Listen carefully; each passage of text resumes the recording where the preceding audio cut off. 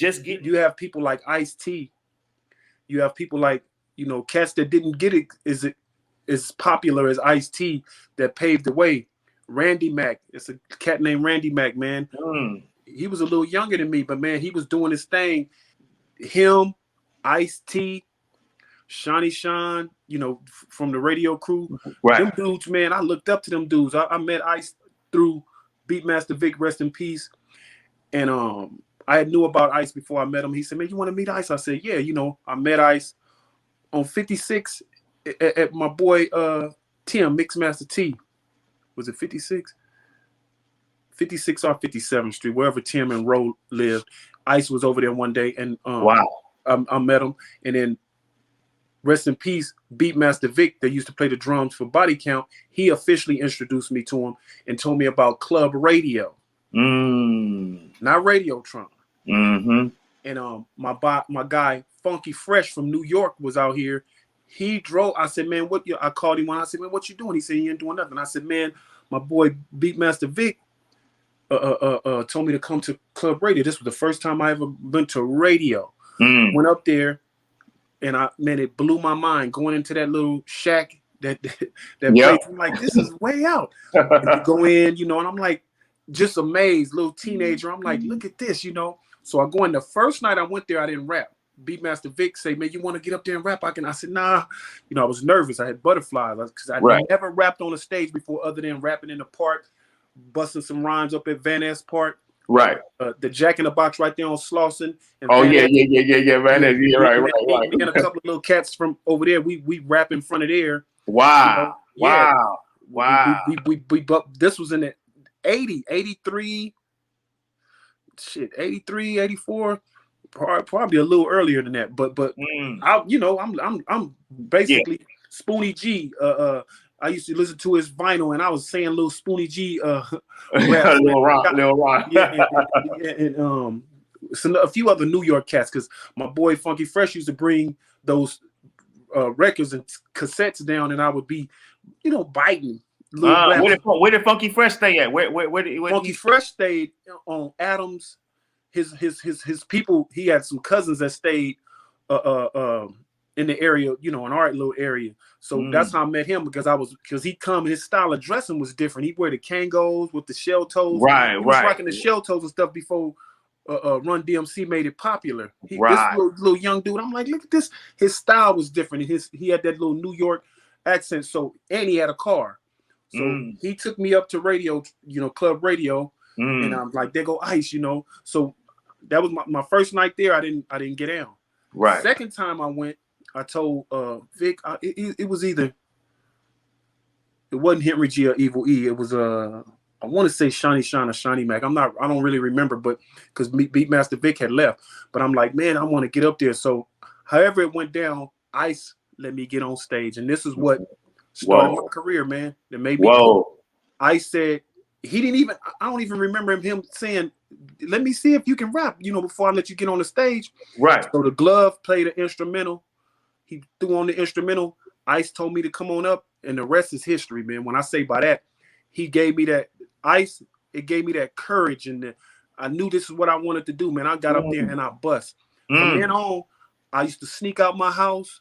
And that whole ride home with Funky Fresh, I'm like, man, he said, man, you got up there and repped it. Because I told stories, you remember, I used to rap, told stories. I never got an opportunity to really express my true, talent the way I wanted to, because, other circumstances. But I got up there, that changed my mind. When I came off stage, people like, man, they liked my voice. They like, man, you rocked it. So I got my gear up. Rest in peace, Bruce. Remember, Bruce used to have a car wash on Crenshaw. On Crenshaw. Yeah. Rest in peace. Yeah.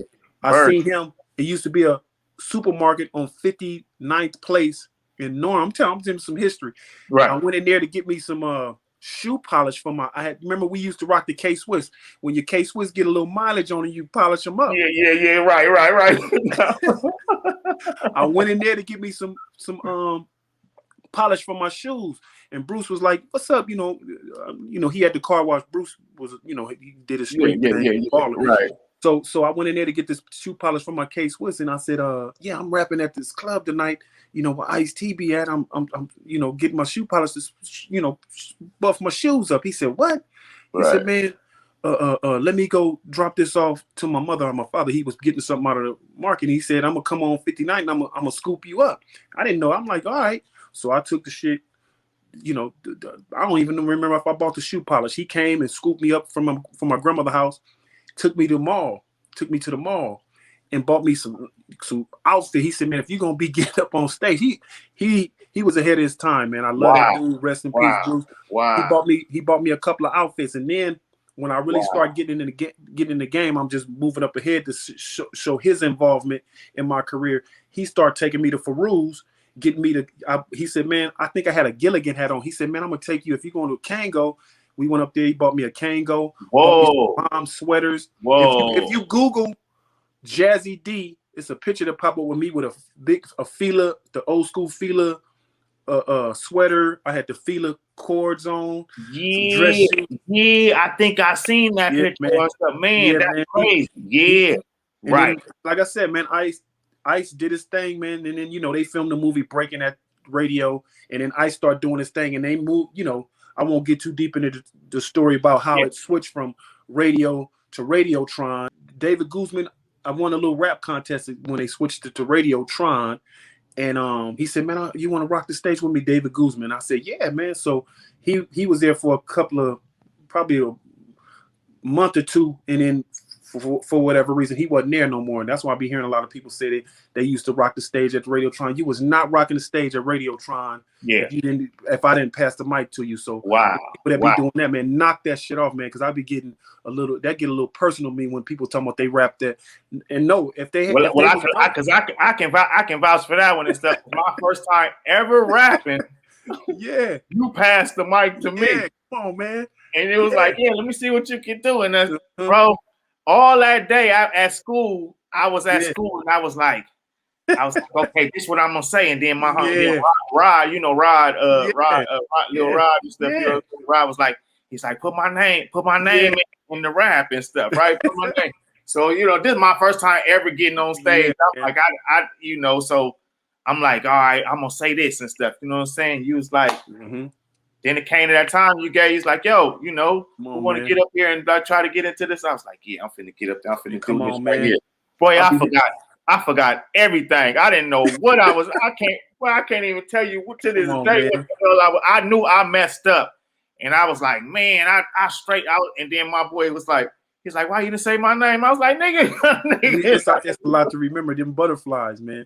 And it's that first time. That's and it was like it's memorable for me because it was I was like, man, he this somebody that I idolize. I'm like, yo, I told my mama about you. And stuff, you know what I'm saying? I was like, yo, just the way this dude on stage, you got this little dance and shit that you exactly. And I'm like, yo, man, I'm like, that's what I want to be. I want to be that. You know what I'm saying? Like, yo, this dude got so much pizzazz. Like, it was just so much flavor, swag. That's whatever that is, and that drip. That I'm like, yo, that dude. Do you have to look everything? And I was like, yo, I told my mom, I was like, it's this guy. Oh, man, he just. You tell your mama about something. You know what I'm saying? Man. You know that shit. That's it. Man. That shit is good and stuff, but you passing the mic. That's a trip that you saying Ice-T passed the mic to you. Yeah, man. And then years later, I become, who I am or whatnot and stuff. You know what I'm saying? Like with J5 or whatnot and stuff and all that and stuff. But coming from them humble beginnings and stuff. But I can vouch that you was the one that was high up there when I came there, and that was, And